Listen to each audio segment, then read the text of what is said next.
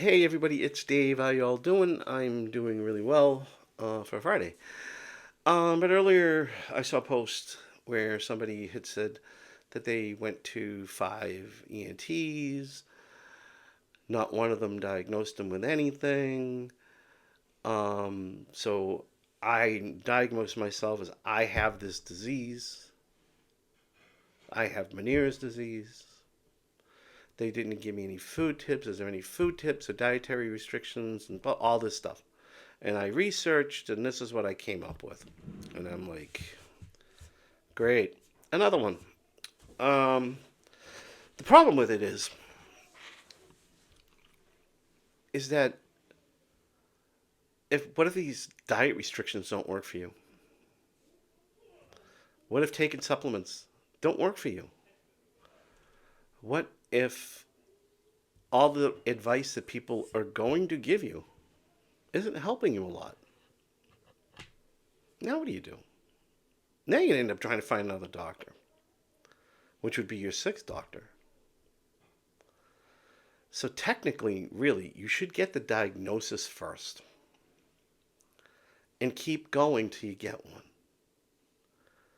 And maybe, maybe make an appointment with one of the original doctors. Maybe the doctor who actually maybe might have tried to do something, and explain to them, your symptoms, what you found online.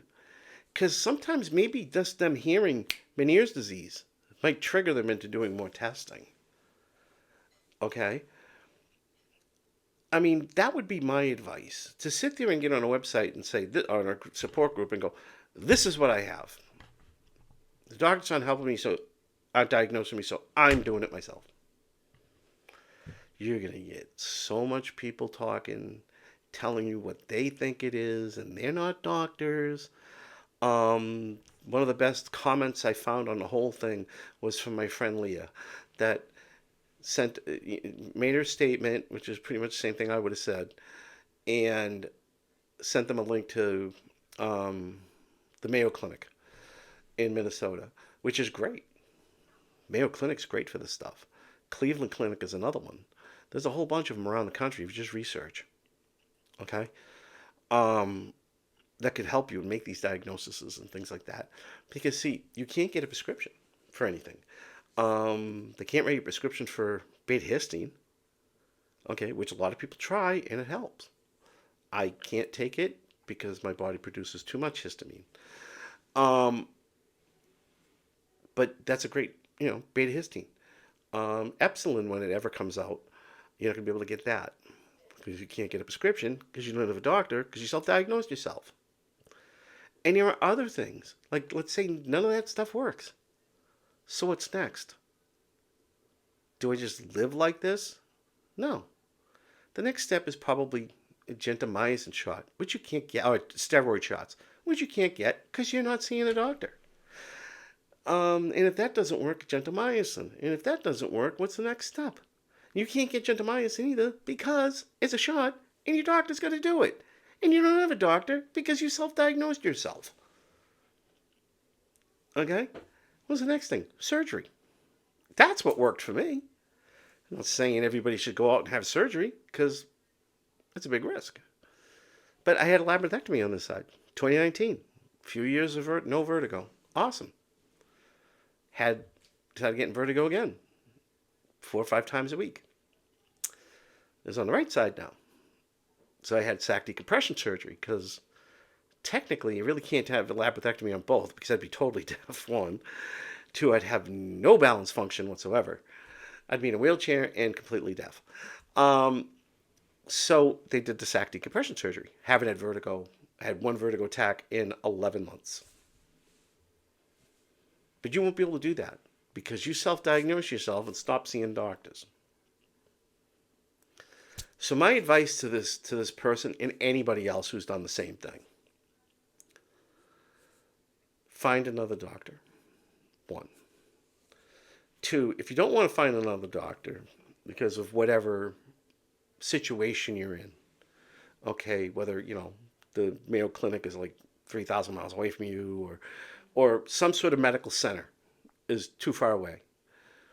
Go call one of those ENTs back again, make another appointment, mention Meniere's disease, tell them what you're having, and that's really the first two. I didn't tell them everything. I just want to get vertigo, so they probably, you know, they weren't given enough information. The third doctor, I finally told him that, yeah, my ears feel like I'm underwater. I've got a loud ring in my left ear. Uh, I can't really hear in the left side. I'm getting vertigo. I feel off balance a lot. And that's when they started edging. It was step by step. He diagnosed me with it, but he really didn't do much besides hand me a bottle of Klonopin and tell me to have a nice life. And to be honest with you, I ran into him like, I don't know, 5 years ago. Oh, it was a year ago, January, when I was having another issue and I had to see a urologist. Their ENT department at St. Vincent's was right across the hall. I ran into him in the elevator, and he goes, "Hey, I know you from somewhere." And I went, "Yeah." And he goes, "Look at me again." He goes, "You have a YouTube channel. You're Meniere's disease warrior." And I said, "Yeah, Dr. Starry." He goes, "You know who I am?" I said, "Yeah, I saw you." And he's like, "Oh my God, you're the one who handed me a bottle of Klonopin." And I was like, "I'm the one who handed you that bottle." I went, "Yeah." And he goes, "Oh, how's that going?" I said, "Are you here for this?" I said, "No." Explained to him. We had a long talk. He apologized. And he actually, because of me, he's done more research. And he now handles the Meniere's disease patients at St. Vincent's. Which he did say, "If you want to come back, I'm more than willing to see you." And I'm like, "No, I'm happy where I am. But I'm so proud of you. And if I do run into issues, I will go right to you." And he's like, "Oh, thank you. Thank you." And great guy. Once I got to know him, I thought he was a dick when I first met him, but he's a great guy. So, I mean, I could change that.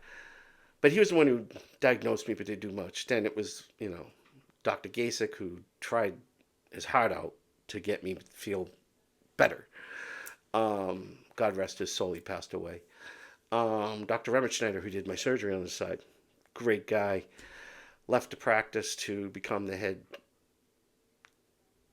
of surgery in the ENT department at Boston's Children's Hospital. And now I see his partner, and she's awesome. She did this surgery and my cochlear implant. So, yeah, now I feel pretty good. But if I just self-diagnosed myself and ran through life thinking I was doing something, I'd probably be completely deaf at this point, and wouldn't know what to do with myself, and probably be at step one all over again. Some of these symptoms can be problems for other things. You can get dizziness and vertigo from blood pressure problems.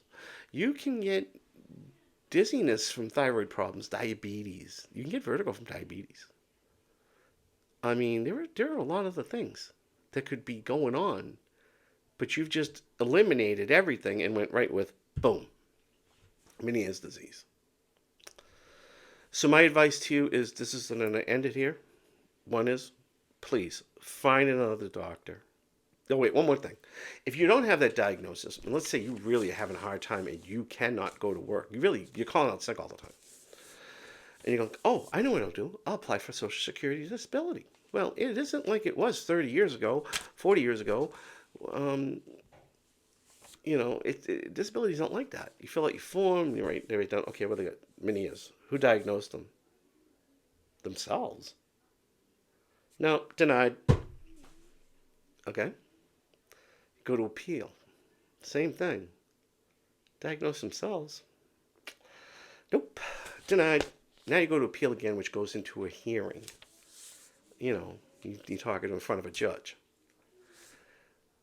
"Sir, did you diagnose yourself?" "Yes, I did." "Are you a doctor?" "No, I Googled it I researched on Google."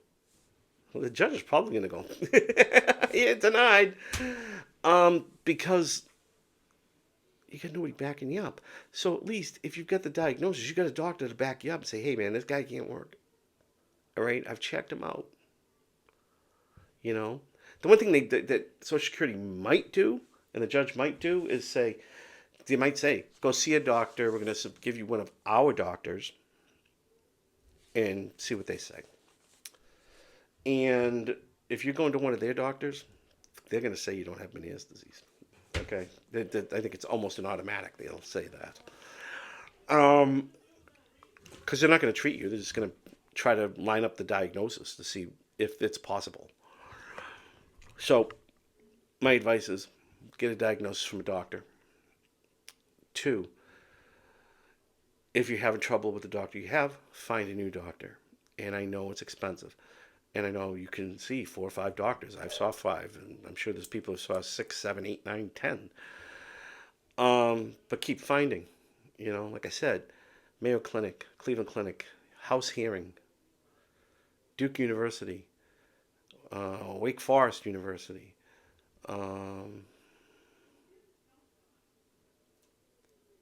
Wake Forest is a Deacon Demons. I'm trying to think of the other one. The Commodores. I can't think of it. I know the nickname.